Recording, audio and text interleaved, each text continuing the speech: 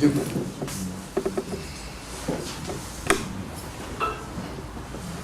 Alors, le sujet de ce soir est vaste. On va essayer de se focaliser sur les points essentiels.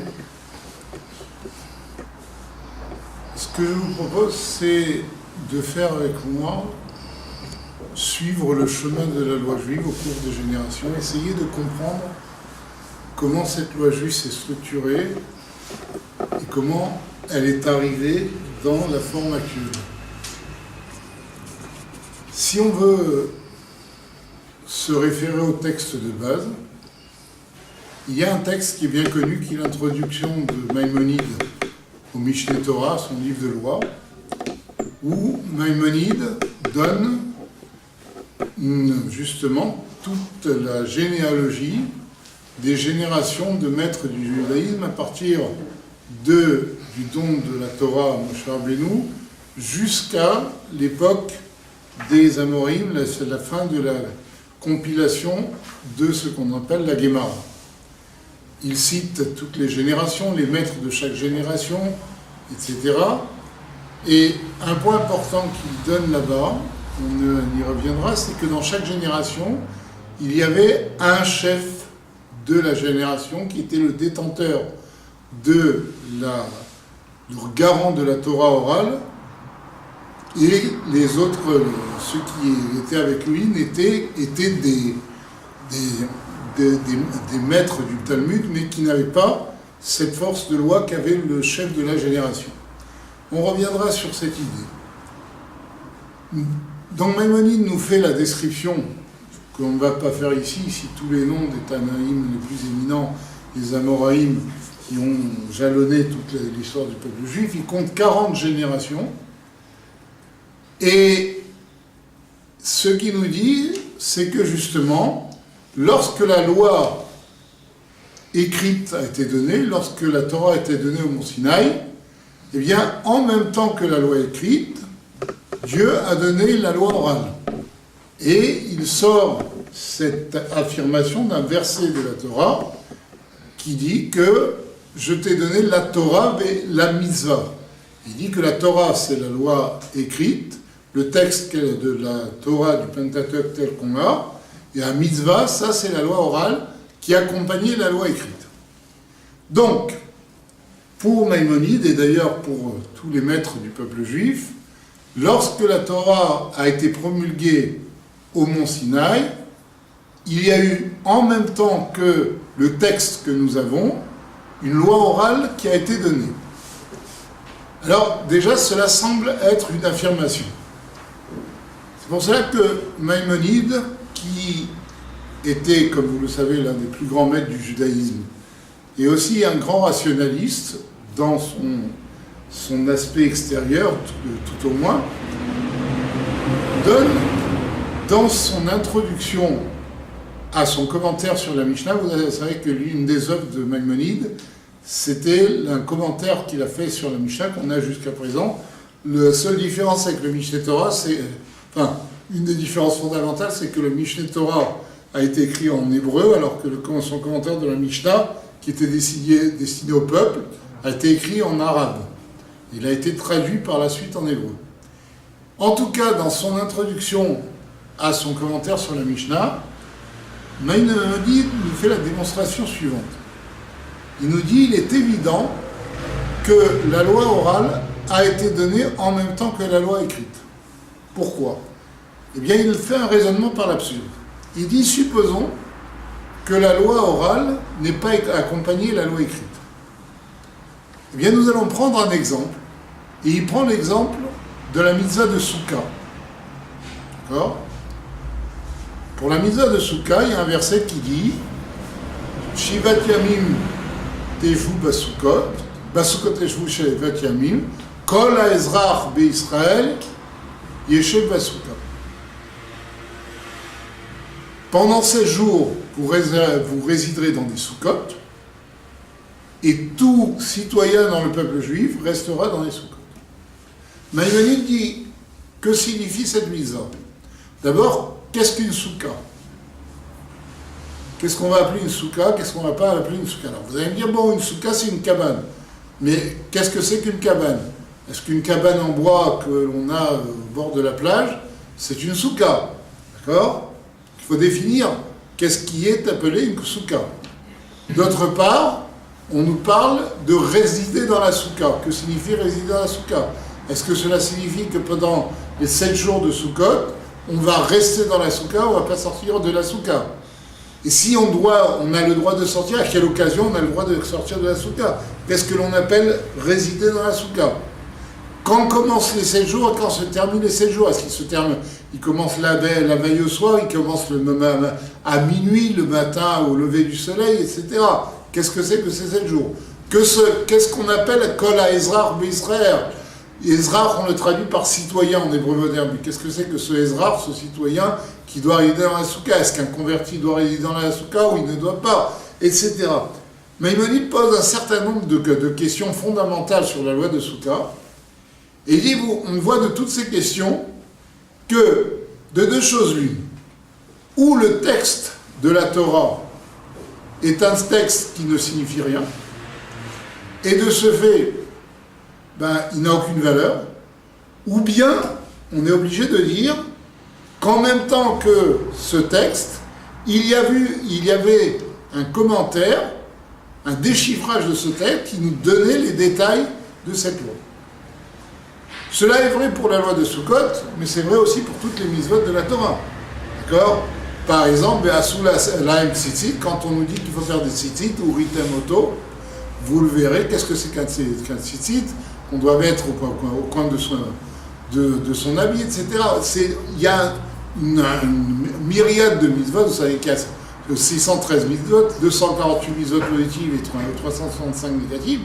Chaque mitzvah pose dans son énoncé selon la Torah, dans le Pentateuch, pose un tas de questions quant à sa réalisation.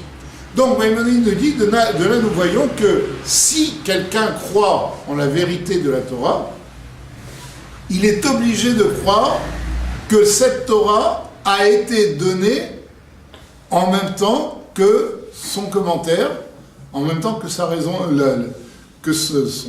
les détails qui fixent ces mitzvot.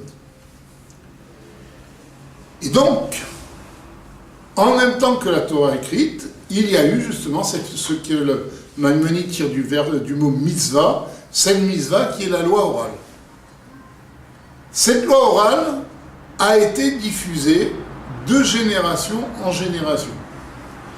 Alors, non sans embûche, puisque le Talmud lui-même nous dit que entre Moïse et Josué, entre Moshe et Rabbeinu et Yoshua, il y a eu 600 000 détails de loi qui ont été perdus,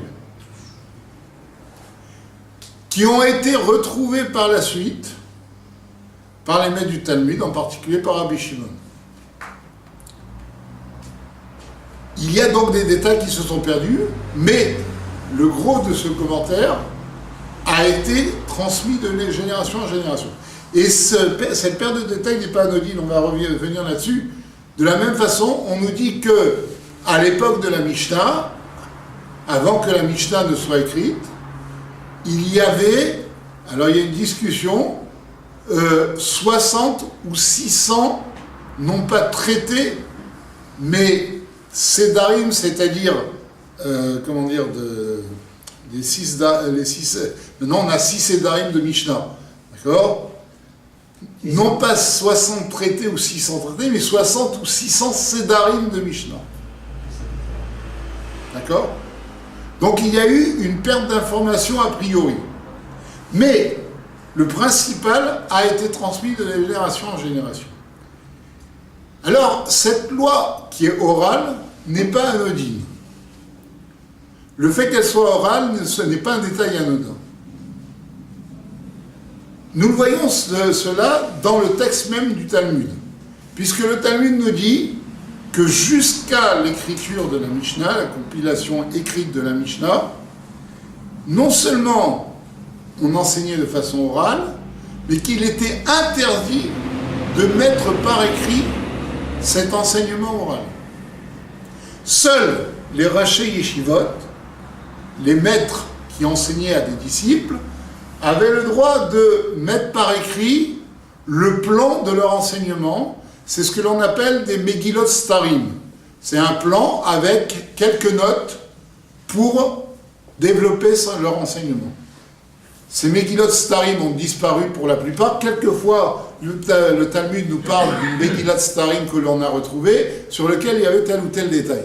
Mais en tout cas, on n'avait droit qu'à cela, qu'à ces petits parchemins dans lesquels on mettait quelques détails qui étaient la colonne vertébrale de l'enseignement qui allait être dispensé. Il y avait une interdiction formelle de mettre par écrit l'enseignement de la loi orale. Alors il y a deux questions qui se posent. D'une part, pourquoi cette interdiction ? D'autre part, s'il y avait une interdiction, comment se fait-il qu'à un moment donné, cet enseignement oral a été mis à part écrit par Rabbi Yehuda Hanassi au IIe siècle dans un ouvrage qui est la base de tout le Talmud, qui est la Mishnah. Donc on a le droit ou on n'a pas le droit. Si on avait le droit, pourquoi on ne l'a pas fait avant ? Si on n'avait pas le droit, comment se fait-il qu'il l'ait fait ? Et surtout, pourquoi n'avait-on pas le droit ? Alors on va répondre d'abord à la première question. Pourquoi n'avait-on pas le droit ? Eh bien, il y a quelque chose qui est très intéressant. Pour comprendre l'intérêt de cette loi orale et pourquoi elle devait rester orale, je vais faire référence à quelque chose qui est une religion qui est très peu connue et qui n'a aucun rapport avec le judaïsme. C'est une religion qui a encore quelques adeptes dans la région de l'Iran, qui s'appelle le manichéisme. Vous avez tous entendu parler du manichéisme. Quand quelque chose est manichéen, c'est blanc ou noir. En fait, c'est une légende. C'est comme la palisse qui n'a jamais rien dit, qui n'a jamais dit que un quart d'heure avant sa mort, il était encore en vie. Le manichéisme, c'est aussi une légende, cette histoire de binarité qu'il y a dans le manichéisme. En fait, le manichéisme est une religion qui a été fondée par un certain Mani. D'accord ? C'est lié à la religion qui était à l'époque vers l'Iran, avec Zarathustra, etc. Bon, vous connaissez peut-être un peu, c'est des religions un peu mineures. Et alors, lui, il a dit, moi, j'admets tous les prophètes, d'accord ? Comme toutes les religions qui ont succédé au judaïsme, ils admettent tous les prophètes, mais c'est eux les meilleurs. D'accord ? Donc lui, il a dit qu'il admettait tous les prophètes, mais qu'il n'allait pas faire l'erreur de tous les prophètes qui l'ont précédé. Quelle était l'erreur de tous les prophètes qui l'ont précédé ? C'est qu'ils n'ont pas écrit explicitement le dogme de leur religion. Il a dit, moi je vais mettre par écrit toutes les lois de la religion que je représente. Et donc il a écrit un grand livre dans lequel il a mis par écrit toutes les lois de sa religion. D'accord ? C'est de là que vient l'expression manichéen, parce que là-bas, tout est tranché. Voilà. Il y a les lois. Mais vous savez ce qui s'est passé ? Un siècle après, les prêtres manichéens se tapaient dessus pour savoir ce qu'il avait dit. C'est très intéressant. Pourquoi ? Parce que nous voyons que finalement, il y a un problème majeur par rapport à l'écrit, que le judaïsme a compris, enfin que Dieu connaît, c'est que l'écrit est figé. Et un écrit qui est figé ne peut pas traverser les générations. Pourquoi ? Parce que d'abord, il y a un problème de langue. Il y a la signification des mots. D'autre part, il y a un problème d'état d'esprit. L'état d'esprit n'est pas le même d'une génération à l'autre. C'est pour cela que, pour qu'un texte reste vivant, il faut qu'il soit accompagné d'une tradition orale. Pourquoi ? Parce que l'oral, lui, c'est vivant. L'oral, c'est un échange. D'accord? On parle dans les mots de notre génération, avec l'état d'esprit de notre génération, donc la communication se fait beaucoup plus facilement. Et là, on comprend pourquoi, pendant des siècles, la loi orale ne devait pas être écrite. Parce que, paradoxalement, la survie du judaïsme dépendait de ce caractère oral de la loi. D'accord? Alors, s'il est tellement important d'avoir une loi orale, eh bien, comment est-il possible que tout à coup, on ait mis cette loi orale par écrit? À cause de la chute du temple. À cause du temple. D'abord, de quel droit? De quel droit le Talmud pose la question? Le Talmud dit, de quel droit Rabbi Yehuda Hanassi a-t-il mis par écrit la loi orale qui était interdite jusqu'à présent?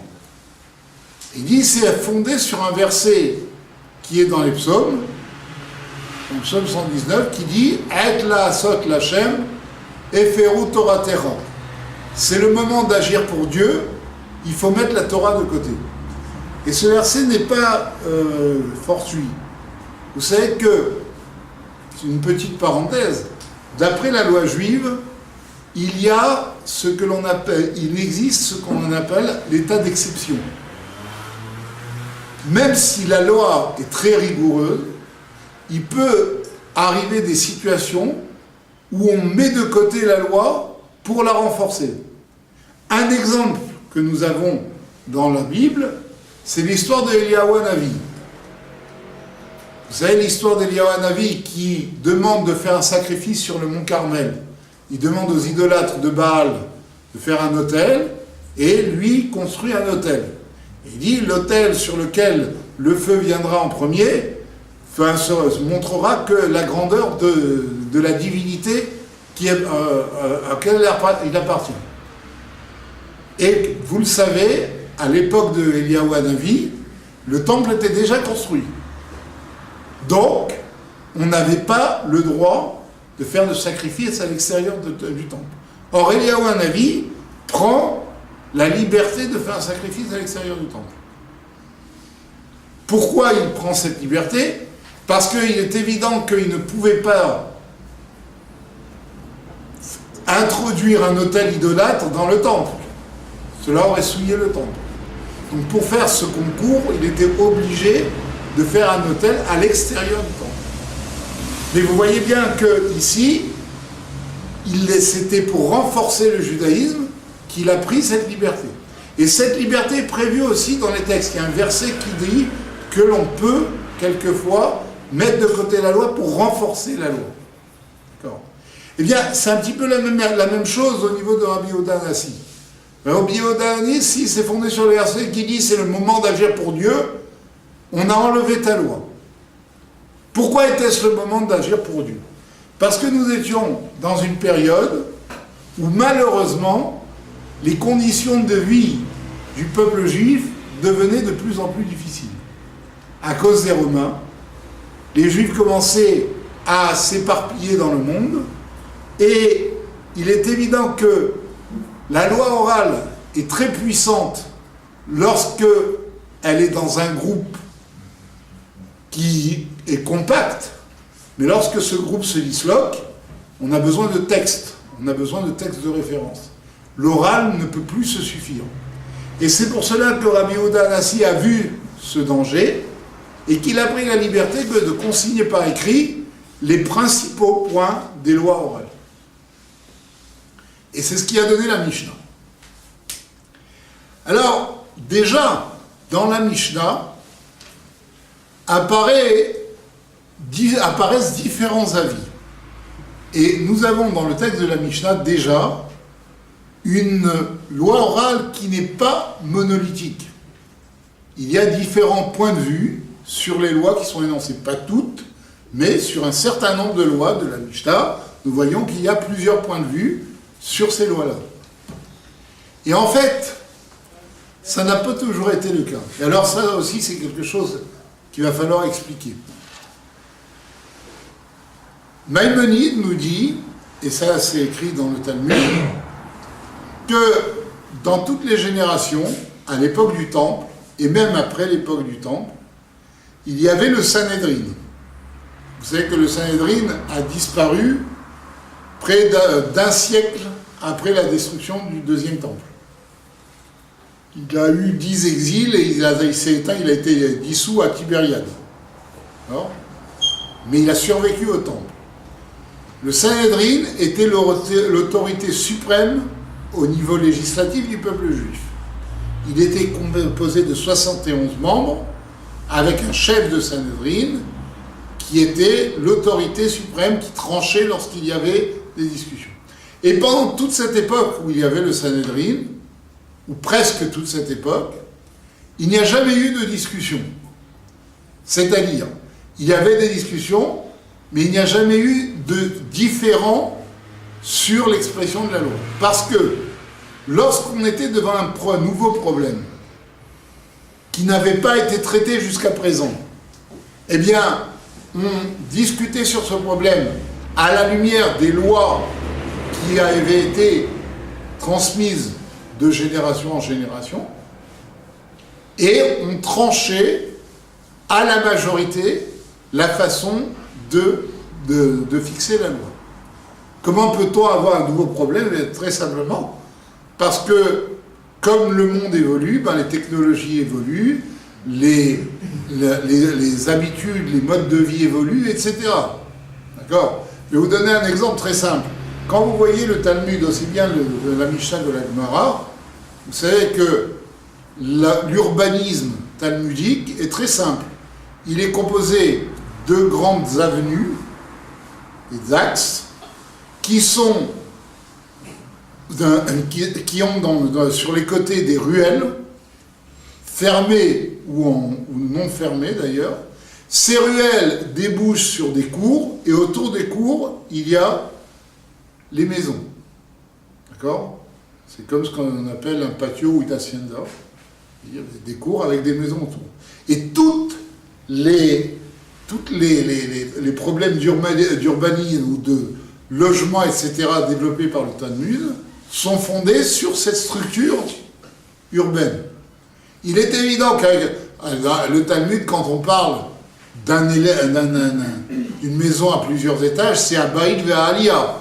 C'est une maison avec 2 étages. C'est vraiment haut. Il n'y avait pas de gratte-ciel à l'époque du Talmud. D'accord? Avec le temps, le modèle d'urbanisme a naturellement évolué. Et donc de nouvelles questions se sont posées. D'accord? Par exemple, à l'époque où tout le monde était au rez-de-chaussée, quand on allumait Hanouka, on mettait la Hanoukia à la porte de sa maison. Maintenant, allez mettre le Hanoukia à la porte de votre maison quand vous habitez au 8e étage d'un immeuble. C'est un peu plus compliqué. Donc ça, c'est un exemple de cas nouveaux, de choses nouvelles qui peuvent se présenter, et qui étaient discutées par le Sanhédrin, qui fixait la loi. Et il n'y avait donc jamais de discussion sur une loi, puisqu'il y avait l'autorité suprême qui tranchait la loi. Et le Talmud nous dit, dans la Gemara Chagia, qu'à un moment donné, sont apparus ce qu'on appelle les couples de Tanaïm. Pour ceux qui lisent chaque semaine le Pirkei Avot, vous savez que dans les Pirkei Avot, dans les Maximes des Pères, on nous donne justement la tradition des sages du Talmud, de la Mishnah, et à un moment donné, on nous donne 2 sages en même temps. Yossi ben Yoézer et Yossi, etc. Il y a toujours 2 sages. Ces 2 sages étaient, comme nous disent les commentaires, c'était fondé sur la Gemara Chagia, enfin sur la Mishnah de Chagia, c'était le Rosh HaSanhédrin, le chef des Sanhédrin, et ce qu'on appelait le Av Bedin, c'est-à-dire son second. D'accord? Son adjoint. Et pourquoi cite-t-on, à partir d'un moment donné, le Rosh Bedin et le Av Bedin ont toujours existé? Pourquoi tout à coup on cite ces couples? La Gemara Chagiga nous dit parce qu'à un moment donné a commencé la notion de discussion. Et c'est à l'époque de ces couples. Et justement, on nous dit la première discussion sur une loi qui est apparue, c'est la discussion sur le sacrifice, un sacrifice fait par le Kohen Gadol, par le grand prêtre. Est-ce qu'un sacrifice fait par le grand prêtre doit avoir la smicha, ou ce n'est pas du niveau de l'honneur du grand prêtre de faire la smicha. La smicha, vous savez qu'avant de sacrifier un animal, pour une faute, ou pour d'autres choses, en général, un gros animal, on faisait la smicha dessus, c'est-à-dire qu'on appuyait de toutes ses forces les deux mains sur la tête de l'animal. Alors la question s'est posée à un moment donné, est-ce que le grand prêtre doit faire cette smicha ou non? Et c'est la première discussion, le Talmud nous dit, c'est très précis, c'est la première discussion qu'il y a eu dans le peuple juif, où on a émis deux avis qui étaient différents. Et à partir... Alors, ces discussions, c'est l'époque des Tanaïm, c'est vers la fin du Second Temple, et c'est là où a commencé la notion de discussion, et on a laissé différents avis. Naturellement, une fois que le temple a été détruit, et que le Sanhédrin a disparu, il n'y avait plus d'autorité suprême, et la notion de discussion a proliféré. Et c'est pour cela que lorsqu'on arrive à la Mishnah, on a des lois avec différents avis dans beaucoup de cas. Alors, la question se pose, comment est-il possible, si la Torah est donnée par Dieu, comment est-il possible qu'il y ait des discussions par rapport aux lois? En fait, la notion de discussion n'enlève rien à la vérité de la Torah. Ça, on le voit dans un texte, dans la Gemara Yebamot, dans un texte de la Mishnah. La Gemara Yebamot nous dit, à propos des lois sur le mariage, nous cite un certain nombre de lois sur lesquelles il y avait deux grandes écoles, vous savez, dans le Talmud, qui sont citées à plusieurs reprises, qui sont Beit Hillel et Beit Shammai. D'accord? Beit Hillel, en général, était moins dur, moins rigoureux pour l'application des lois, et Beit Shammai était plus rigoureux sur l'application des lois. Et alors, la Gemara Yebamot nous dit que il y a un certain nombre de lois relatives au mariage, pour lesquelles, naturellement, Beit Shammai était plus rigoureux, et Beit Hillel était moins rigoureux. Ce qui faisait que, en corollaire, certaines femmes, pour Beit Shammai, n'étaient pas divorcées, dans certains cas, et pour Beit Hillel, elles étaient divorcées. Vous voyez la panique que ça a induit. C'est-à-dire que si un avis pense que cette femme est divorcée, il permet à cette femme de se remarier. Beit Hillel, il y a le tribunal de Beit Hillel devant laquelle une femme, dans un cas semblable, arrive, on lui dit oui, le divorce est bon. Vous pouvez vous remarier. Elle se remarie. D'accord? Beit Shammai, lui, si cette femme était venue devant lui, il aurait dit non, le divorce n'est pas bon. Vous n'avez pas le droit de vous marier. Donc il en résulte que cette femme-là, à qui Beit Hillel a permis de se marier, qui s'est mariée, si elle a un enfant dans ce second mariage, ben pour Beit Shammai, cet enfant est un mamzer. Puisqu'il vient de l'union d'une femme qui n'est pas divorcée à leur sens, avec un juif. D'accord? Donc les implications sont très graves. Et vous savez qu'il suffit qu'il y ait très peu de cas de mamzerout pour que ça prolifère très vite au cours des générations. Donc il y a un grand problème. Et alors, de façon très étonnante, le Mishnah dans Yemamot nous dit, bien que pour Beit Shammai, ces femmes-là étaient interdites, et pour Beit Hillel, elles étaient permises, jamais une famille de la maison de Beit Shammai ne s'est empêchée d'épouser quelqu'un d'une famille de la maison de Beit Hillel. Ça veut dire que, bien que pour eux, il était possible que dans cette famille, il y ait des mamzerim au sens de Beth Shammai, ils n'ont jamais refusé de se marier entre eux. Ils ont assumé ce risque. C'est très étonnant. Comment se fait-il qu'ils aient assumé ce risque? Et comment peut-on avoir finalement deux points de vue tellement opposés, au point que, pour un point de vue, les enfants vont être des mamzerim, et pour l'autre, les enfants ne vont pas être des mamzerim? La réponse, est à deux étages.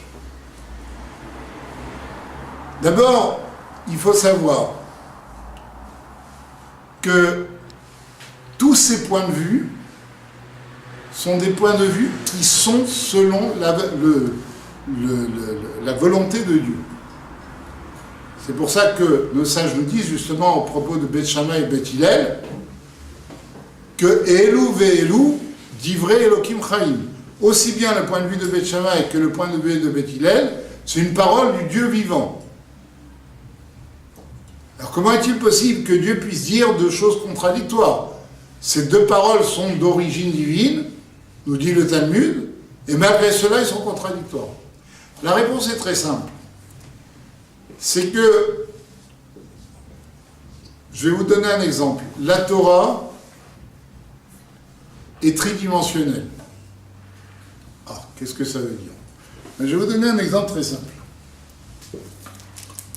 Je vous montre cette bouteille.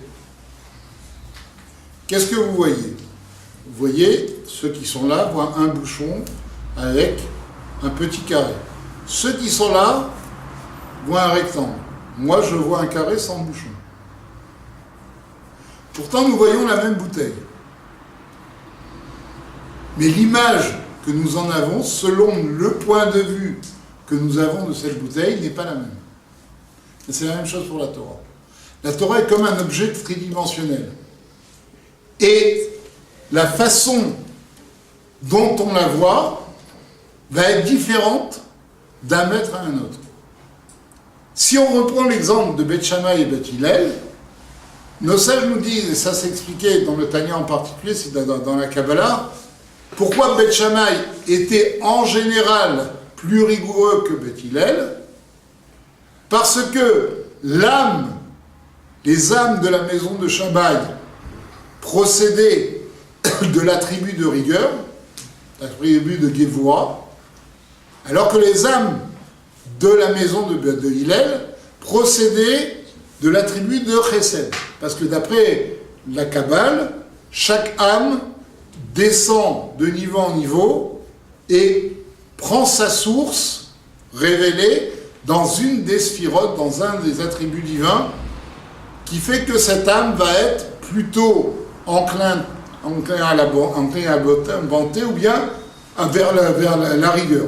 Et c'est la différence qu'il y a entre Beth Shammai et Beth Hillel. Beth Shammai avait des âmes qui venaient de la tribu de rigueur, qui se révélaient à partir de la tribu de rigueur, et Beth Hillel avait des âmes qui se révélaient à partir de la tribu de bonté. Et quand on voit un événement par la bonté, par la rigueur, il est évident que notre analyse n'est jamais la même. D'accord? Eh bien, c'est toute la différence qu'il y a entre Beth Shammai et Beth Hillel. Mais, aussi bien la tribu de bonté que la tribu de rigueur sont des attributs divins. C'est ce qui fait dire au Talmud que Elu ve'elu divrei Elokim Chaim, aussi bien les paroles de Beth Shammai que les paroles de Beth Hillel sont des paroles divines. Simplement, elles ne procèdent pas du même attribut divin. D'accord? Donc là, on comprend pourquoi la même Torah, avec la même tradition orale, peut avoir plusieurs facettes. Et ces facettes ont toujours existé. Simplement, la différence, c'est que jusqu'à une certaine époque, le Sanhédrin était le garant de la solution unique de toutes ces facettes. Il fixait la facette qu'il fallait prendre. Mais les autres facettes existaient déjà. D'accord? C'est simplement à partir d'un certain moment que les différentes facettes ont été exposées.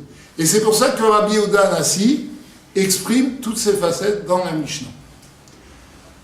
Alors, si on a différentes facettes, comment se fait-il que la loi soit unique? Alors, une petite remarque d'abord. La loi n'a jamais été unique jusqu'à la fin de la Gemara, c'est-à-dire jusqu'à la fin du VIe siècle. Pendant tout le temps où la Gemara a été compilée, où il y a eu les maîtres, les Amoraïm, eh bien, chaque Amora était le maître de sa région et appliquait la loi selon son point de vue. De là, nous voyons que les différentes facettes de la loi ont un statut légal. Ce sont les mêmes lois, mais avec différentes facettes. Et elles peuvent être appliquées selon une région ou une autre de façon différente. D'accord? Bien. Donc la Mishnah est écrite, on a les lois. Pendant tout le temps où Rabbi Yehuda Hanassi était vivant, il a enseigné de façon rigoureuse, et on savait exactement le sens de ce qui était dans ce texte. Naturellement, Rabbi Yehuda Hanassi disparaissant, le texte est moins clair. Il y a encore une génération où ce texte reste quand même assez clair. C'est la génération des disciples directs de Rabbi Yehuda Hanassi, qui sont les fameux Rav et Shmuel.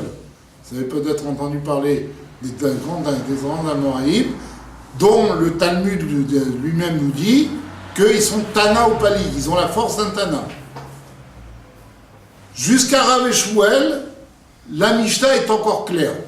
Rav et Shmuel viennent éclaircir de temps en temps par leur enseignement certains points qui sont un peu obscurs, mais les choses restent claires. Mais une fois qu'ils disparaissent, les choses sont moins claires. Et là, on doit reconstruire la loi à travers un processus intellectuel. On doit réanalyser la Mishnah, et là on reprend le processus oral qui va réanalyser la Mishnah afin d'en sortir le véritable sens. Et on revient dans la loi orale. Parce que la loi orale est indispensable. La preuve, c'est que même lorsque Rabbi Yehuda Hanassi était vivant, il enseignait la Mishnah.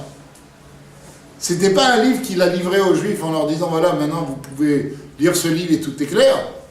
Il a enseigné, il a continué à enseigner la Mishnah et ses disciples ont continué. Donc après, il y a toute une période de ce qu'on appelle les Amoraïm. Les Amoraïm sont des grands maîtres. Alors il y a eu un problème, il y a eu une petite cassure qui s'est faite, c'est que là on n'est plus en Israël. Les Tanaïm sont encore en Israël, pour la plupart. Là on a quitté Israël, la plupart des Juifs ont quitté Israël, et les centres du judaïsme se sont déplacés en Babylonie. Babylonie qui est l'Irak actuel, une partie de l'Iran. D'accord ?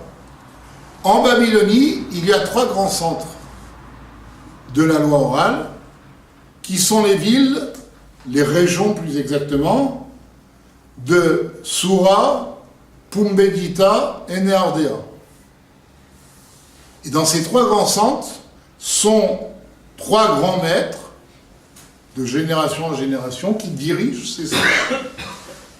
Et là-bas, on discute de la loi orale, et on fixe les lois à partir de la Mishnah, à partir de l'analyse des Mishnayot. Et naturellement, on rajoute des nouveaux cas qui se présentent pour pouvoir fixer la loi orale, l'appliquer à des cas plus modernes. Toutes ces discussions sont mises de nouveau par écrit au bout de 4 siècles, au 6e siècle. Alors, la Mishnah, c'était Rabbi Yehuda Hanassi. Là, le deuxième écrit, c'est ce qu'on appelle la Gemara. Gemara, qui est le mot araméen qui signifie étude, comme Mishnah est un mot hébraïque qui signifie étude. Veshinantam, ça donne Mishnah. Vous les enseignerez à vos enfants. C'est la même racine que Mishnah, c'est un mot hébraïque. Par contre, Gemara, c'est un mot araméen qui signifie l'étude.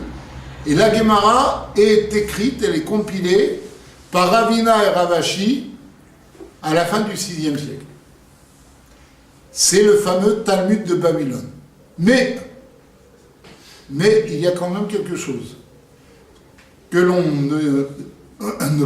on ne parle pas toujours, c'est que parallèlement au Talmud de Babylone, il y a une école qui se développe parmi les Juifs qui sont en Eretz Israël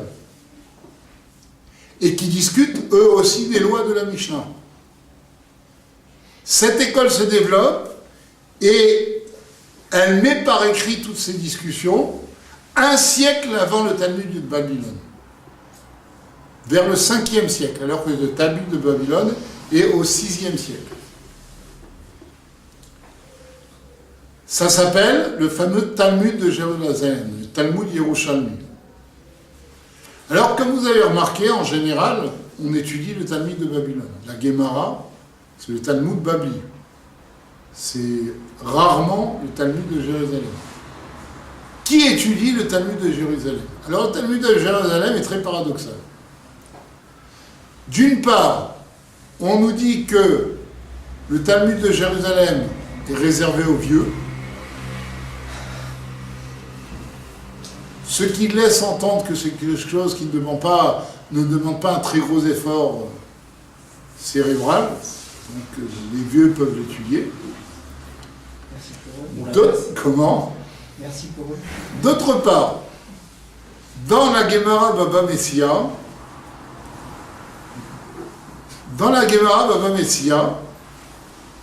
on nous raconte que Rabbi Zera a voulu quitter Babylone pour aller étudier à Jérusalem.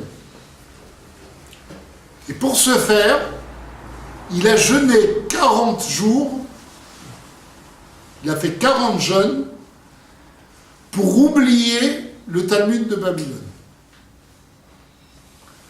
C'est une histoire très bizarre.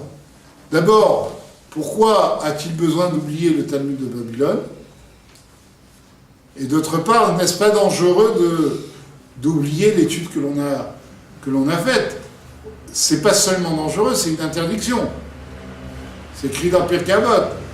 Celui qui oublie l'étude qu'il a faite, il est mitrailleur des nafsho. Il a transgressé une loi de la Torah.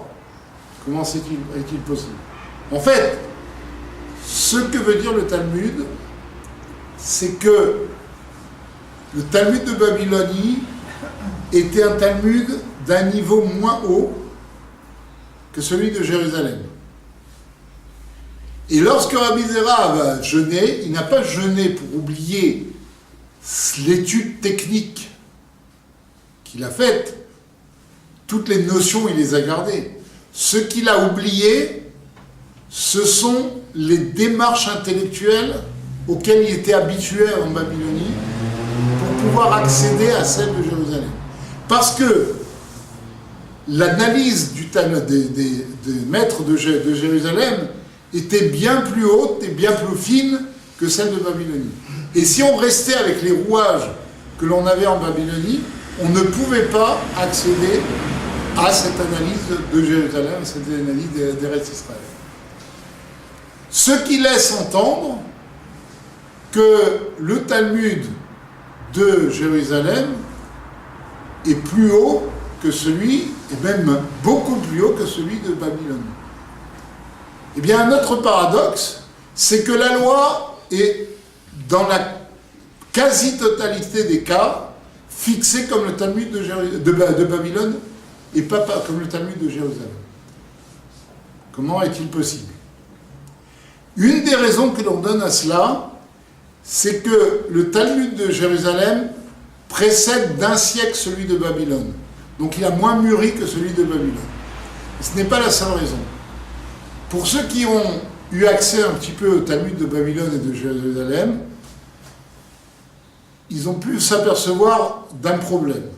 Bon, si vous ne l'avez pas fait, je vais vous dire le problème.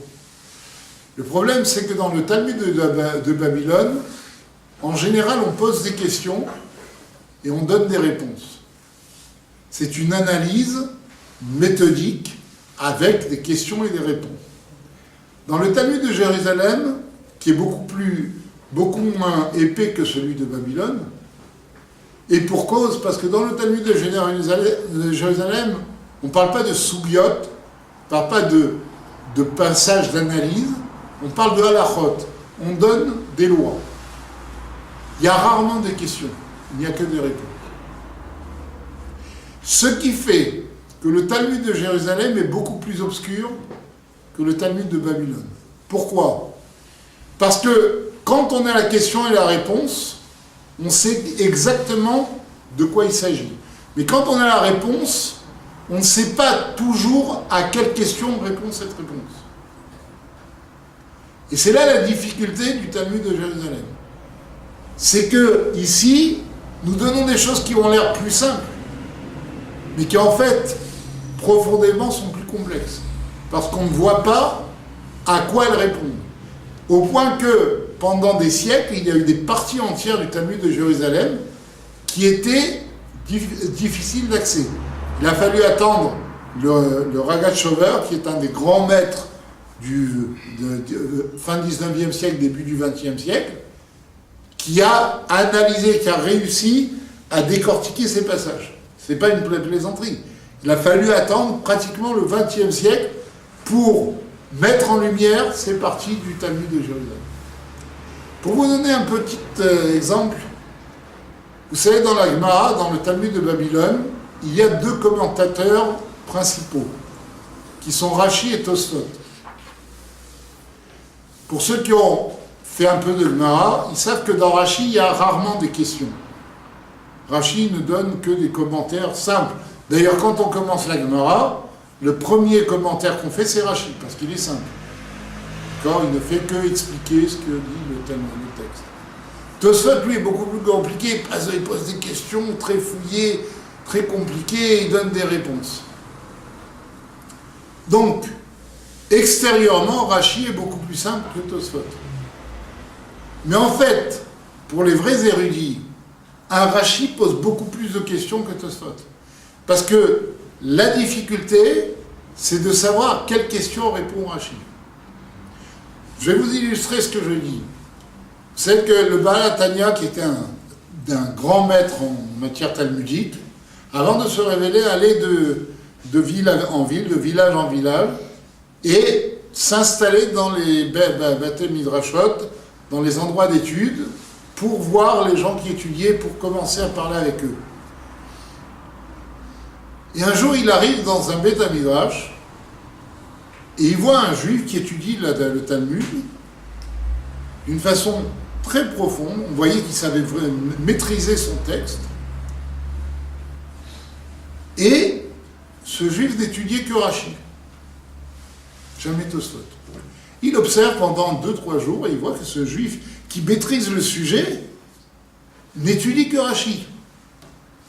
Alors il va le voir, il lui dit, écoutez, je vois que vous savez vraiment étudier, comment se fait-il que vous n'étudiez que Rashi ? Il a dit, j'ai essayé d'étudier Tosfot, et je ne comprends pas, c'est les questions qu'il pose, parce que toutes les questions qu'il pose sont résolues par Rashi. Alors il lui a demandé des exemples, et effectivement, en analysant le texte de Rashi, cet homme-là était capable de résoudre tous les problèmes que posait Tosfot. Alors quand le Baal HaTanya a fondé sa yeshiva, il a demandé à cet homme de venir pour montrer à ses élèves comment il fallait étudier Rashi. Qu'est-ce qu'on voit de cette histoire ? C'est que d'un certain point de vue, Rashi est beaucoup plus profond que Tosfot.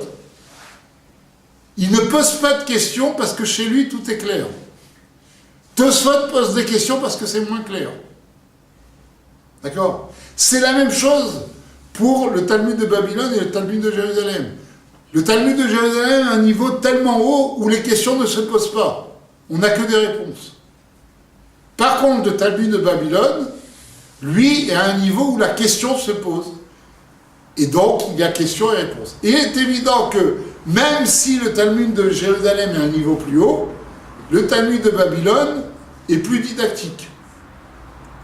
plus proche de nous, et c'est pour cela que c'est lui qu'on étudie, et c'est lui qui a force de loi, parce qu'il est plus clair pour nos générations. Bien, on va avancer un petit peu. Le Talmud est écrit, le Talmud de Babylone et de Jérusalem, comme on l'a dit, et on arrive à une période, après le VIe siècle, qui a priori un no man's land. Pourquoi ? Parce qu'entre le VIe et le Xe siècle, il n'y a pas de commentaire du Talmud. Il y a quoi ? Il y a des maîtres, d'abord qu'on appelle les Savoraïm, puis qu'on appelle les Géonim, qui n'écrivent rien. Ils n'ont rien à dire. Ou presque rien, j'exagère. Il y a quelques responsables, quelques poèmes liturgiques, mais pratiquement rien. Si les Savoraïm ont écrit quelques pages du Talmud de Babylone, le début de Kiddushin, par exemple, n'est pas écrit par les Amoraïm, il est écrit par les Savoraïm. D'ailleurs, ça se voit dans le style. Alors pourquoi entre le 6e et le 10e siècle, pratiquement rien ne se passe? Très simplement, parce que nous sommes à une époque où les maîtres du judaïsme ont une connaissance parfaite du Talmud, du Talmud, aussi bien de Babylone, enfin, au moins de Babylone. Et tous ces maîtres connaissaient exactement le Talmud, et les grands maîtres connaissaient par cœur ce Talmud, avec le sens exact de tout ce qui était dedans. Donc c'est pour ça qu'ils n'ont rien écrit, parce qu'ils n'avaient rien à dire. Tout était clair pour eux, donc ils n'ont rien eu à écrire. Et c'est pour ça qu'on est dans cette période qui est en fait un âge d'or, où tout est clair, et donc on n'a rien à écrire. Jusqu'au Xe siècle. À la fin du Xe siècle, arrive le premier commentaire du Talmud, systématique, le commentaire du Rif, Rabbi Yitzhak El-Fassi. Vous avez peut-être entendu parler de lui. Le Rif, c'est un commentaire très bizarre. Il reprend les mots du Talmud et il rajoute quelques mots pour le rendre plus clair. C'est le premier commentateur du Talmud. Il date de la fin du Xe siècle. D'accord ? À partir du Rif, les commentaires se multiplient. Les commentaires les plus célèbres, c'est naturellement Rashi et Tosfot. Il y a Maïmonide qui écrit son livre de loi, le premier livre de loi du judaïsme, qui est le Mishneh Torah, plus son explication sur la Mishnah. Pourquoi tout à coup il y a cette profusion de commentaires ? Parce que nous arrivons encore à une descente de génération. Et le Talmud n'est plus clair. Et le Rif lui-même dit à ses disciples, si nous laissons les choses telles quelles et nous n'écrivons rien sur le Talmud, il va être oublié par les générations qui viennent, la diaspora devient de plus en plus grande, on va finir par en perdre le sens. C'est pour cela que les maîtres du judaïsme se mettent à écrire et à commenter le Talmud pour en expliquer les parties les plus difficiles. Alors il y a le fameux commentaire de Rashi qui commente pratiquement tout le Talmud. Il y a Tosfot, les Tosfot qui sont les petits-fils de Rashi, qui rajoutent, justement, Tosfot c'est un rajout. Enfin, le premier maître des Tosfot, c'est le gendre de Rashi, le Ri, le Rabbeinu Yitzhak, le Ri Hazaken, et après, lui succède son neveu, le fameux Rabbeinu Tam, qui devient le chef de tous les Tosfot. Alors, ces deux commentateurs majeurs qui sont imprimés avec le Talmud sont des commentateurs qui sont français. Aussi bien Rashi que la quasi-totalité des Tosfot sont des Français. Ils habitent tous en France. D'ailleurs, dans les Tosfot, quand on parle d'un maître des Tosfot, souvent on cite la ville d'où il vient, et vous retrouvez toutes les villes françaises majeures de cette époque du Moyen-Âge. On a même retrouvé la yeshiva de Rabbeinu Tam à Rouen. Je ne sais pas si vous savez, c'est là-bas où elle était. En voulant creuser un parking, on a retrouvé la yeshiva de Rabbeinu Tam. Ce sont des commentaires français. Bon, c'est pour la petite histoire. Les autres commentaires sont plutôt espagnols. Aussi bien le Maïmonide que la plupart des commentateurs. Et cette période de commentateurs qu'on appelle les Rishonim, les premiers commentateurs, s'étale de la fin du Xe siècle au début du XIVe siècle. Le dernier des Rishonim, c'est le Rosh, Rabbeinu Asher. Alors le Rosh, c'est quelque chose de très particulier. C'est un maître qui habitait en Allemagne, qui a fui les pogroms induits par les croisades. Donc il a fui l'Allemagne avec toute sa famille, et il s'est installé en Espagne. À l'époque, en Espagne, le maître spirituel de toute l'Espagne était le Rashba, Rabbi Shlomo ben Aderet, qui est un des Rishonim, très connu. Et donc, quand ce maître est arrivé, il a discuté avec lui, il a vu la grandeur qu'il avait, et il lui a donné la ville de Tolède. C'est devenu le maître de Tolède. D'accord ? Et donc, le Rosh, c'est le dernier des commentateurs. Des premiers commentateurs, le dernier des Rishonim. À partir du Rosh, on arrive au dernier commentateur. Alors, qu'est-ce que c'est que cette histoire de premier commentateur et dernier commentateur ? Eh bien, entre chaque période, la période des Tanaïm, la période des Amoraïm, il y a une discontinuité de connaissances. Au point que dans le Talmud, un Amora ne peut pas s'opposer à un Tana, parce que son niveau de connaissance est bien plus haut que le sien. De la même façon, un Rishon ne peut pas s'opposer à un Amora, parce que son niveau de connaissance est inférieur à celui de l'Amora. Il y a une discontinuité de connaissances. À la fin des Rishonim, il y a une autre discontinuité qui se crée, et là on rentre dans la période des Acharonim, les derniers commentateurs du Talmud. C'est une période qui va jusqu'à nos jours. Tous les commentaires du Talmud jusqu'à présent sont classés dans les derniers commentateurs du Talmud, les Acharonim. Bien que, dans les Acharonim, il y a les premiers Acharonim et les derniers Acharonim. Les premiers Acharonim se terminant avec le Maharsha, qui date du XVIe siècle. Mais en tout cas, il y a une discontinuité de connaissances.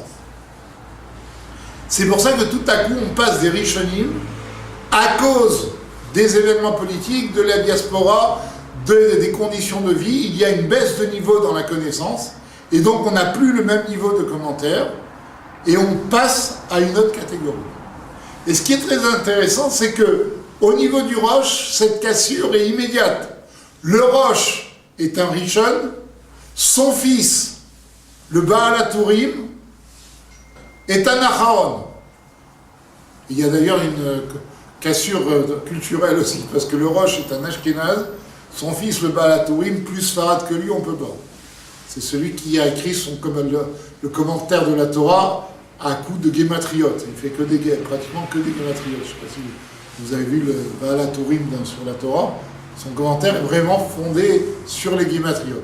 Donc on passe du Rosh qui est Ashkénaz et un Rishon, au Baal HaTurim qui est Séfarad et qui est un Acharon. Et lui écrit le Tour, l'ancêtre du Shulchan Aruch, l'ancêtre du Code de loi juive. Et là, on a un phénomène nouveau, déjà amorcé par Maïmonide, qui a écrit un Code de loi. Mais le Tour ne se suffit pas de ce qu'a fait Maïmonide. Il écrit un Code de loi pour nos générations. Et il y a une grande différence entre nos codes de loi et le Mishneh Torah, c'est que le Mishneh Torah parle de toutes les lois, même celles qui avaient lieu à l'époque du Temple. Les codes de loi juives, aussi bien le Tour que le Shulchan Aruch, ne parlent que des lois qui sont en relation avec nos générations. Et le Tour est l'ancêtre du Shulchan Aruch, écrit par Rabbi Yosef Karo. Donc je pense que là, deviens un peu long. Rabbi Yosef Karo, on va terminer par le Shulchan Aruch, fait la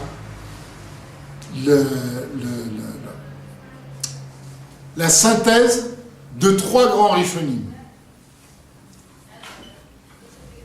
Le Rif, le premier des Rishonim, le Rosh, le dernier des Rishonim, et le Rambam, Maïmonide. Il prend les trois points de vue et il tranche selon, lorsqu'il y a deux contre un, il tranche selon les points de vue de la majorité. Et c'est ainsi que est fixée la loi juive. Alors, la question se pose, comment se fait-il que tout à coup, la loi juive devient monolithique? C'est vrai que Rabbi Yosef Karo, quand il a écrit son Shulchan Aruch, il y a eu un autre Shulchan Aruch qui était écrit en même temps Ter Ashkenaz, par le Rama, vous avez entendu parler du Rama, Rabbi Moshe Isserles. Mais quand le Rama a entendu que il y avait un Shulchan Aruch qui est écrit en pays Sfarad, en fait en Israël, eh bien, il a détruit son œuvre. Il a brûlé son œuvre. Et il s'est contenté de rajouter les coutumes ashkénazes au Shulchan Aruch de Rabbi Yosef Karo. Et c'est la structure actuelle du Shulchan Aruch. Il y a le texte et il y a en petit le rajout du Rama des coutumes ashkénazes. Alors pourquoi tout à coup la loi devient monolithique et elle est consignée dans un Shulchan Aruch? Pour une raison très simple. Revenons à ce que nous avons dit tout à l'heure. Quand on parlait de Beth Hillel et Beth Shammai, on avait dit que Elou ve'Elou, Divrei Elokim Chaim, les deux sont des paroles du Dieu vivant. Il y a une autre Gemara qui dit Avaye imo alacha kemoto. Si Dieu est avec lui, la loi est comme lui. C'est-à-dire que pour que la loi soit fixée selon un point de vue, il faut que Dieu soit d'accord avec ce point de vue. Et le rabbi fait remarquer qu'il y a une différence de nom de Dieu qui est employée dans les deux cas. Dans le premier cas, on emploie le mot Elohim. Elou ve'elou divrei Elokim Chaim.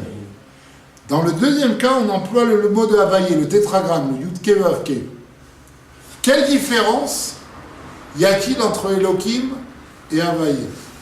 Une des différences fondamentales, c'est que Elohim, c'est un nom pluriel, qui représente d'ailleurs la présence de Dieu dans la nature qui est plurielle.